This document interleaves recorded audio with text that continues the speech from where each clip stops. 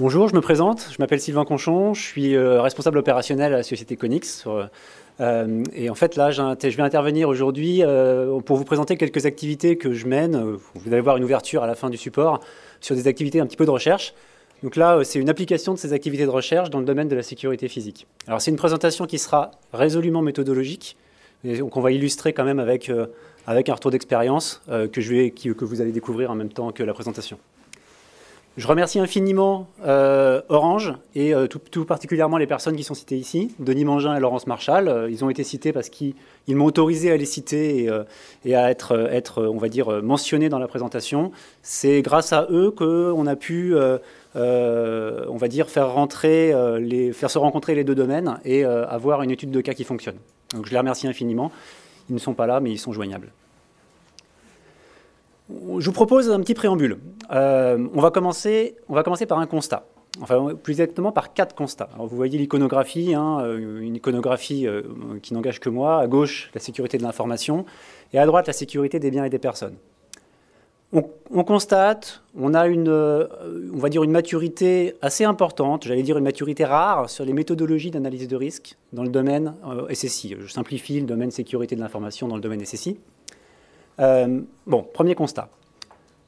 Deuxième constat, du fait, en fait, notamment drivé par, on va dire, les besoins de conformité, notamment le code du travail, on a une maturité des pratiques pour la sécurité physique. Donc c'est largement soutenu par ce besoin de conformité. Donc c'est un premier constat. Ce constat, on voit très bien déjà une différence entre les domaines. Je rajoute un autre constat. On a une faiblesse. On a besoin de la sécurité physique pour faire de la sécurité des systèmes d'information. On a besoin de contrôler l'accès au data center. Et on s'aperçoit qu'on a beaucoup de mal à le faire. En tout cas, moi, c'est un retour d'expérience. Quand je dois faire une analyse de ce type, c'est très compliqué.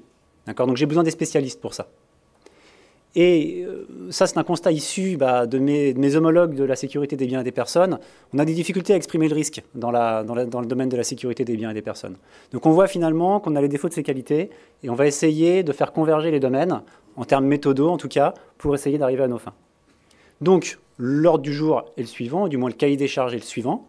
On va essayer de définir un cadre de référence, j'allais dire une méthodologie, on va dire un cadre de référence analytique commun, d'accord ? On va essayer de définir, de les faire rentrer dans une méthodologie. Une méthodologie, c'est quoi? C'est quelque chose qui est reproductible, quelque chose qui est pertinent, c'est-à-dire qui répond aux besoins, et quelque chose qui est réaliste, c'est-à-dire qui est applicable. Et puis, on va le mettre à l'épreuve, c'est-à-dire que ça ne marche pas si on n'arrive pas à le mettre à l'épreuve. Donc, je vais vous proposer, non pas une étude de cas, on n'a pas le temps aujourd'hui, mais je vais vous proposer, on va dire, des travaux sur des bases de connaissances qu'on a réalisées sur la base d'une étude de cas. On peut rentrer dans le vif du sujet. Alors ça, c'est le slide c'est le support le plus, on va dire, méthodo, celui-là. Donc, on va essayer de définir ce que c'est que le risque. J'assume que le risque a une définition universelle. Alors, on pourrait en parler très longtemps, ce n'est pas l'objet. Je vous propose ma définition universelle et on se basera là-dessus pour la suite du programme. Donc, le risque, c'est une fonction de menace, de vulnérabilité et de conséquences, ou d'impact. On va essayer de les caractériser. Et si on réussit à caractériser ces 3 objets, ces 3 variables, on va réussir à caractériser, on va dire, ce que l'on veut faire rentrer dans ce cadre analytique. Premièrement, la menace et l'impact sont, on va dire, sont amenés par la mesure de ce qui a de la valeur. Donc, qu'est-ce qui a de la valeur dans la structure? Qu'est-ce que je veux protéger? On va dire les aficionados de la sécurité de l'information parlent d'actifs essentiels, d'actifs primordiaux. Enfin, je laisse à votre appréciation le vocabulaire. On peut même parler que d'actifs, c'est le bien que je souhaite protéger. Je vous propose d'essayer maintenant de comprendre la vulnérabilité. La vulnérabilité, on va plutôt se poser la question, qu'est-ce qu'il apporte? Et ce qu'il apporte, c'est le bien support.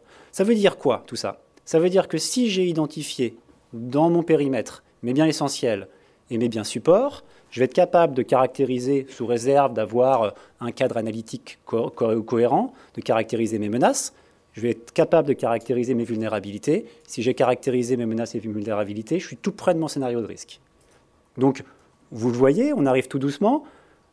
Si je réussis à identifier l'actif primordial de la sécurité physique et l'actif support de la sécurité physique, j'ai gagné sur cette partie méthodo. Je vais rajouter un 3e élément, c'est la notion de critère. La critère, elle permet d'associer le scénario à l'impact. Donc, si j'arrive à définir mes critères de sécurité physique, je vais arriver à associer mes scénarios de risque et les impacts, et donc arriver à une mesure du risque. Donc, c'est un petit peu abscon, je m'en excuse, mais l'objet des slides suivants, justement, c'est d'éclaircir tout ça. Donc, je vous propose d'aller un petit peu plus loin. Qu'est-ce que je cherche à faire?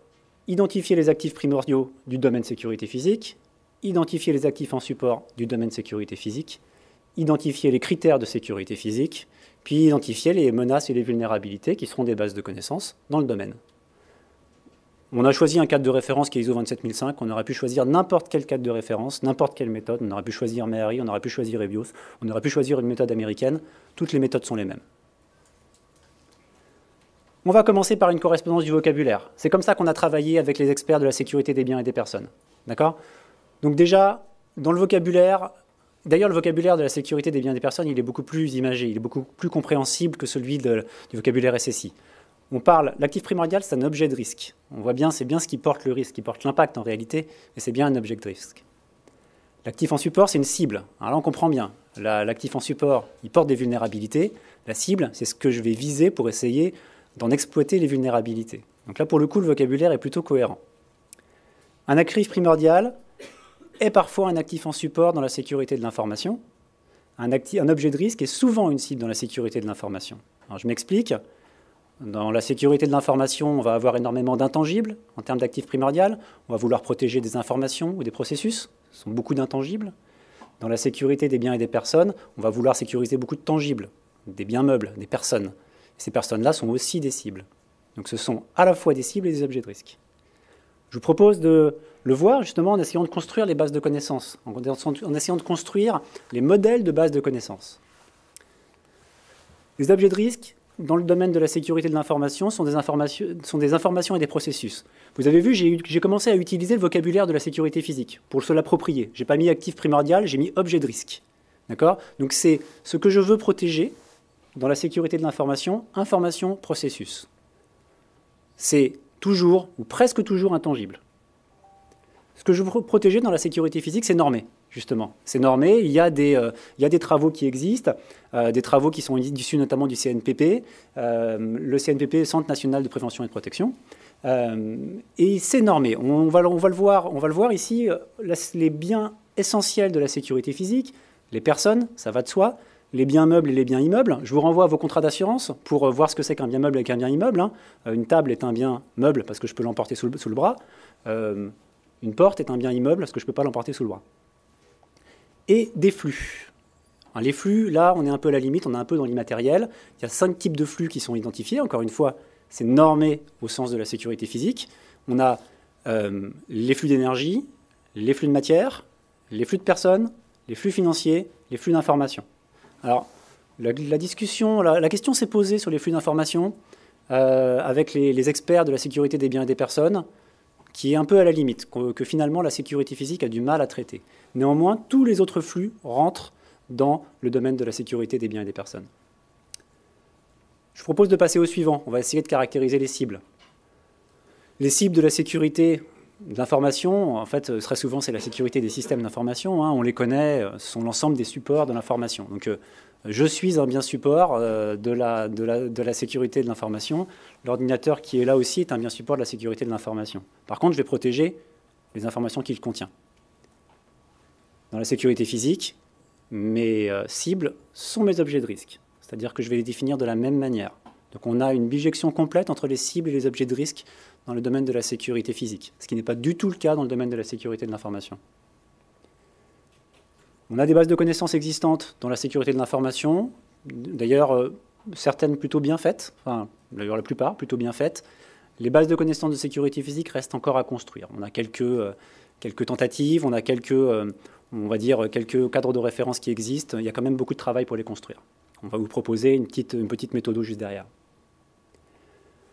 Et enfin, sur cette partie méthodo, il nous reste à identifier les critères de sécurité. Les critères de sécurité, on les connaît dans la sécurité de l'information. On a les critères DIC, je ne vais pas y revenir.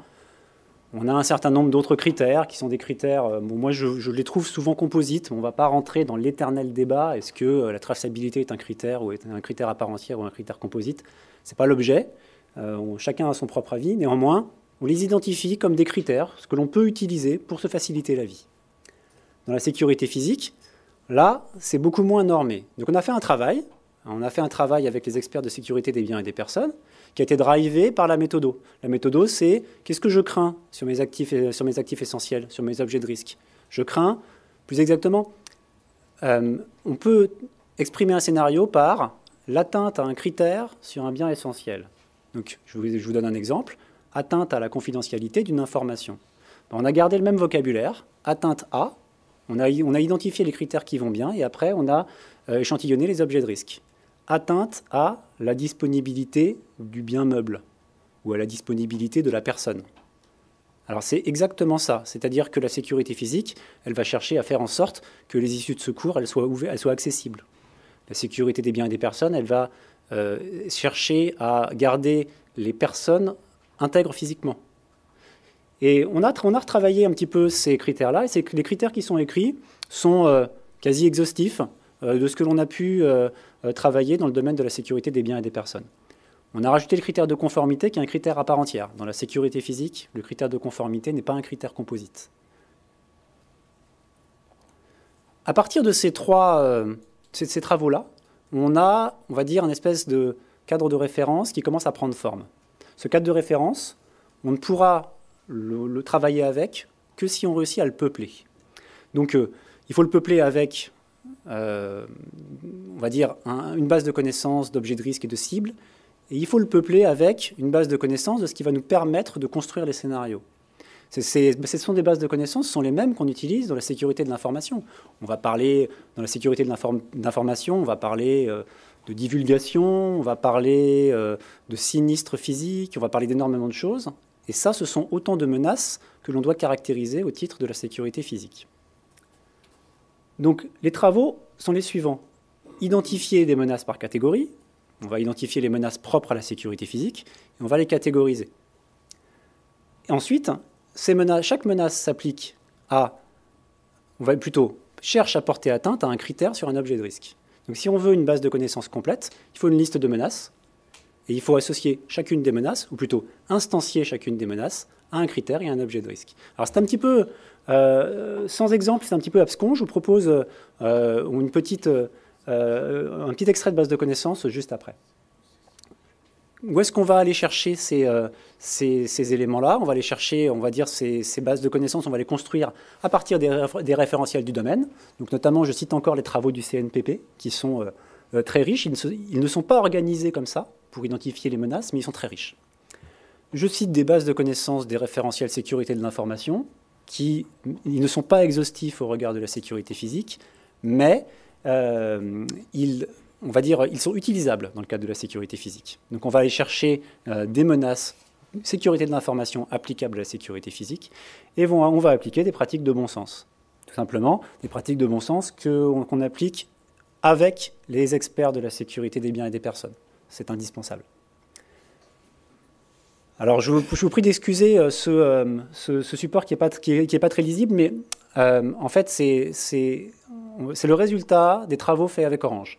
Avec Orange, on a construit justement ce cadre de référence, c'est-à-dire qu'on a construit une base de connaissances de menaces, et les bases de connaissances suivantes que je vais vous montrer ensuite. Et ces bases de connaissances de menaces, on les a associées à chaque fois aux objets de risque et aux critères. Donc je vous en sors un extrait.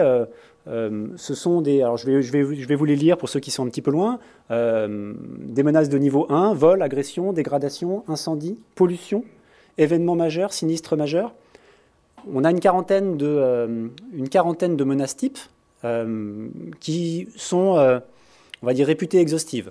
D'accord ? C'est-à-dire qu'on n'a pas réussi aujourd'hui à les mettre en défaut dans les travaux qu'on a fait ultérieurement. Donc, une base de connaissances de menaces types. Et voyez à côté, je vous propose par exemple la menace de dégradation. La menace de dégradation s'applique aux critères de sécurité disponibilité. Ça peut rendre un objet de risque indisponible. Aux critères d'intégrité. Ça peut rendre un objet de risque non intègre.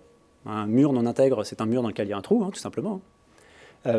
Et on peut instancier ça sur l'ensemble des critères de sécurité et des objets de risque. Évidemment, il y a certaines menaces qui ne s'appliquent pas à certains critères. Ça va de soi. Donc, on a une base de connaissances de menaces associées à ce que je veux protéger. Donc là, ça caractérise déjà plutôt bien ce qui peut m'arriver en termes d'impact en tout cas. Maintenant, reste à construire ce qui peut arriver en termes de scénario. Comment est-ce qu'on peut en arriver là? Pour en arriver là, on va travailler sur des bases de connaissances de vulnérabilité. On va commencer par identifier des cibles. Les cibles portent les vulnérabilités. Donc ce que l'on va chercher pour construire un scénario d'attaque, on va essayer d'exploiter les vulnérabilités des cibles. On va essayer d'exploiter, par exemple, une serrure qu'on peut crocheter facilement. Voilà. Donc la cible, c'est la porte ou la serrure. La vulnérabilité, on peut la crocheter facilement. Ça y est, on a commencé à construire la base de connaissances. Donc on va construire une base de connaissances de cible. On va construire une base de connaissances de vulnérabilité par catégorie. Et après, on va simplement associer les vulnérabilités à chaque menace. Je vous donne un exemple, un petit peu en live, ça je ne l'ai pas préparé celui-là. Cette porte que l'on peut crocheter, elle est associée à la menace vol, par exemple. Donc si je veux voler le portable qui est dans le bureau, je vais essayer de crocheter la serrure. Et ensuite, on va associer les vulnérabilités aux cibles, enfin du moins, on va construire une base de connaissances dans laquelle les cibles sont attachées à des vulnérabilités. Donc, comment est-ce qu'on a travaillé? De la même manière, on a travaillé, on va dire, on a travaillé avec Orange. J'apportais le savoir méthodologique et les contacts Orange que je vous ai cités apportaient leur savoir-faire, essentiellement. Donc là, on a énormément hérité du savoir-faire des auditeurs de sécurité physique. Le mot que j'ai utilisé est important, j'ai utilisé le mot auditeur. Les auditeurs, ils font des constats de vulnérabilité. Donc les auditeurs, ils identifient les vulnérabilités très facilement. Il ne restait plus qu'à les mettre dans la base. Donc on a travaillé avec les auditeurs, on a travaillé avec les référentiels internes Orange. On a retravaillé beaucoup avec la réglementation. Parce que la réglementation, qu'est-ce que c'est qu'une réglementation? Ce sont des mesures de sécurité. Des mesures de sécurité visent à couvrir des vulnérabilités.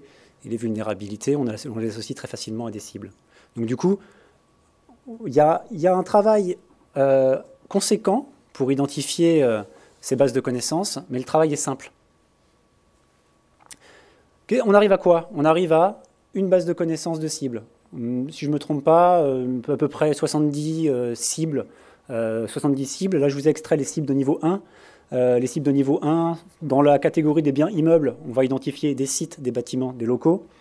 Dans la catégorie biens meubles, on va identifier des équipements, des biens relatifs au transport de flux, sur lesquels on va associer notamment les 5 flux que je vous ai identifiés, et des biens difficilement catégorisables, et des catégories de type personnel externe, personnel interne. Là, je vous ai évoqué des catégories de niveau 2. Il faut évidemment aller un petit peu plus loin. Quand je vous dis qu'il y a une base de connaissances de 70 catégories de cibles, bien évidemment, chacune des catégories est, on va dire, est étoffée, est beaucoup plus étoffée que je viens de vous le décrire. Ensuite, ça c'est le slide que vous voyez, c'est justement un zoom sur ces catégories-là. Donc pour ceux qui sont un petit peu loin, je vais vous l'expliciter un petit peu. Dans la catégorie biens meubles, dans la sous-catégorie équipements, on va trouver les équipements suivants: des dispositifs de détection d'incendie, des détecteurs de gaz, des extincteurs, des dispositifs de désenfumage. Autant de cibles de la sécurité physique. Et toutes ces cibles portent les vulnérabilités. Une fois que l'on a fait ces bases de connaissances de cibles, que l'on a déduit de référentiels existants notamment, eh bien, on va travailler sur les vulnérabilités. Alors, pour identifier ces vulnérabilités, on a fait la même chose. On a utilisé le code du travail, on a utilisé les référentiels internes, on a utilisé le savoir-faire des auditeurs. Cette base de connaissances, elle est difficile à vous montrer ici parce qu'elle est simplement beaucoup trop riche, elle est beaucoup trop verbeuse. On a identifié à peu près 500 vulnérabilités, distinguées par catégorie et par sous-catégorie. Et on y a associé tous les éléments nécessaires pour mener, on va dire, une approche méthodo. Voilà, pour faciliter l'approche méthodo. Et on les a associés aux menaces. Si on a fait le lien vulnérabilité-menace, on a créé le scénario de risque. Donc, fort de tout ça, qu'est-ce qu'on en tire? Alors, au-delà de ce qu'il y a écrit sur le support que vous voyez, on en tire un cadre de référence analytique, comme je vous l'ai dit. Ce cadre de référence analytique, il rentre parfaitement dans les méthodologies que l'on utilise dans l'analyse de risque sécurité de l'information. Une méthode, c'est quoi? Elle dit, je vais identifier de manière exhaustive, je vais modéliser mon périmètre. Donc quand je modélise mon périmètre, je vais modéliser des actifs primordiaux, je vais modéliser des actifs en support.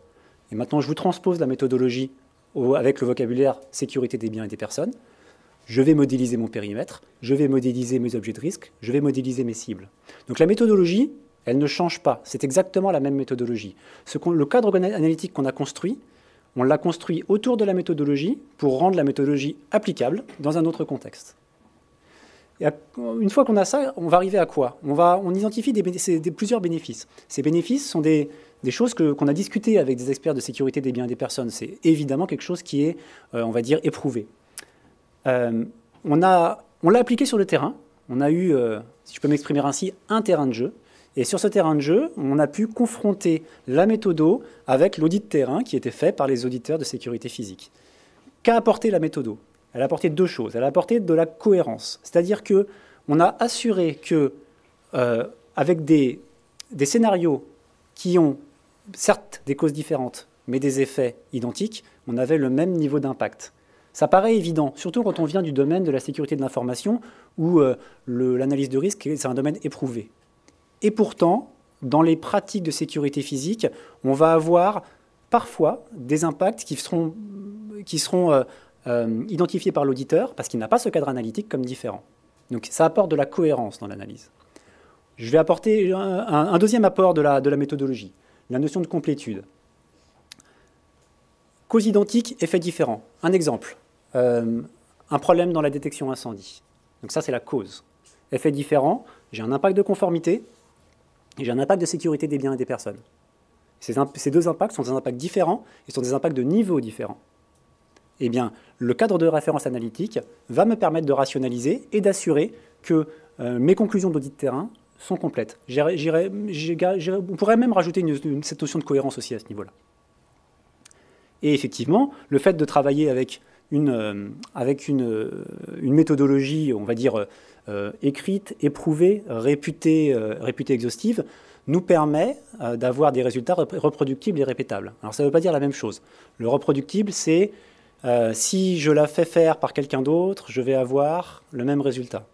Du moins, ça contribue à la reproductibilité de l'analyse. Répétable, c'est si je la fais 2 ans plus tard, je ne vais pas forcément avoir les mêmes résultats, mais je vais utiliser la même méthode.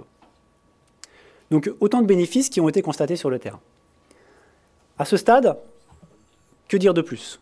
On a construit un cadre analytique, on a validé le fait que la méthode s'applique, on l'a écrit sur le terrain. Il y a quand même quelques éléments complémentaires. Attention, de faire ces travaux ne m'a sûrement pas rendu expert de la sécurité des biens des personnes. Ça va de soi, je ne serai jamais au niveau de pertinence des professionnels du domaine. Ça, c'est fondamental. Et d'ailleurs, c'est une des limites de la sécurité de l'information quand elle cherche à faire de la sécurité physique de ces data centers. Ce n'est pas son métier.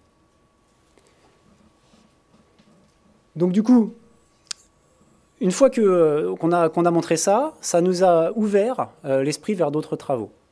Et il se trouve que, je vous cite quelques travaux complémentaires qui ont été faits, qui sont sur des domaines complètement différents. Si je résume un petit peu, enfin même si je le formule un petit peu autrement, on a pris un domaine de la sécurité et on a transposé des méthodologies dans ce domaine-là en construisant un cadre de référence. Eh bien, cette approche, elle s'exporte à d'autres domaines. Les domaines que vous voyez ici ont été traités. C'est-à-dire que la méthodologie a été écrite, les bases de connaissances ont été écrites, ce sont des choses qui fonctionnent. Donc la sûreté de fonctionnement qui est très mature par ailleurs, la méthode s'applique, en l'occurrence ça va un peu de soi. Hein. La sûreté de fonctionnement, ça reste de toute façon un domaine très mature. Les risques psychosociaux, la méthode s'applique, c'est-à-dire qu'on connaît les objets de risque des risques psychosociaux, on connaît les cibles du domaine psychosocial, on connaît les menaces et on connaît les vulnérabilités dans le domaine psychosocial. Dans le domaine des risques projets, c'est aussi un petit peu évident, c'est-à-dire que on va dire les risques projets, on sait bien les manipuler. Dans le domaine des risques de RSE, c'est un peu moins évident. Donc l'idée c'est quoi? L'idée c'était d'éprouver un petit peu cette approche et ce caractère, ce cadre de référence analytique à d'autres domaines. Alors, vers un management unifié des risques, c'est la conclusion. C'est quelque chose qui reste très ouvert. Vous remarquez que l'ensemble des domaines qui sont ici sont des domaines support et pas des domaines métiers. J'ai essayé d'exporter ça vers les risques financiers. Je n'y suis pas encore arrivé. Donc pour l'instant, tout reste ouvert. La conclusion de la conclusion, juste pour aller un petit peu plus loin, j'ai des faisceaux de présomption, enfin on a des faisceaux de présomption pour dire que les domaines sont aujourd'hui trop liés. Une preuve immédiate, quand on parle de contrôle d'accès, on ne sait pas si on parle de physique ou si on parle de logique. Il est vraisemblablement temps d'essayer d'arriver à des modèles qui sont communs, plus exactement des modèles qui mélangent la sécurité de l'information et la sécurité physique parce qu'ils sont trop liés, c'est ce que disait Lazzaro juste avant. Je vous invite à, on va dire, à un support de conférence qui a été fait à la conférence César de cette année, il y a 3 semaines, sur la résilience des systèmes numériques, qui propose un cadre de modélisation des systèmes communs à la sécurité de l'information et à la sécurité physique. Je n'irai pas plus loin. Je vous remercie de votre attention. J'espère que le sujet vous a intéressé.